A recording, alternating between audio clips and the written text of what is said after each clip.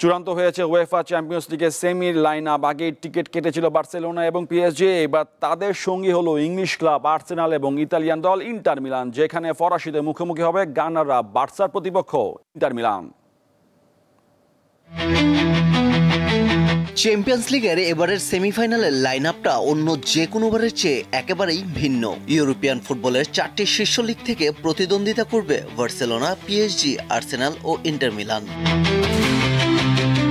Aston ভিলাকে বিদায় করে PSG ও Borussia ডর্টমুন্ডকে বিদায় করে শেষ চারে ওঠে বার্সেলোনা। আর বর্তমান চ্যাম্পিয়ন রিয়াল মাদ্রিদকে আর্সেনাল আর বায়ার্ন মিউনিখকে বিদায় করে শেষ চার নিশ্চিত করে ইন্টার মিলান। আর্সেনাল চলতি আসরে সবচেয়ে বড় পরীক্ষাটা দিয়েই ফেলেছে রিয়াল মাদ্রিদকে হারিয়ে। ঘরোয়া লিগে নিয়মিত হুঁচট খেলেও চ্যাম্পিয়ন্স লিগে অপ্রতিরোধ্য হয়ে উঠছে মিকেল আর্তেতার শিষ্যরা। ফরাসি ক্লাব পিএসজি অবশ্য টানা 3 পর্বেই খেলবে ইংল্যান্ডে গিয়ে।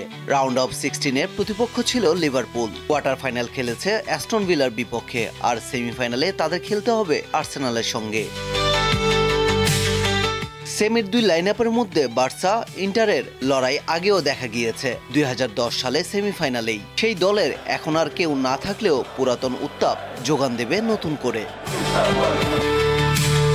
সেমিফাইনালে ইংলিশ ক্লাব আর্সেনালের প্রতিপক্ষ ফরাসি ক্লাব পিএসজি। স্পেনের পরাশক্তি বার্সেলোনা খেলবে ইতালির ইন্টার মিলানের বিপক্ষে। চলতি মাসে 29 ও 30 তারিখে হবে সেমিফাইনালের প্রথম লেগ। দ্বিতীয় লেগ মে মাসের 6 ও 7 তারিখে। পারভেজ খোকন, দীপ্ত স্পোর্টস।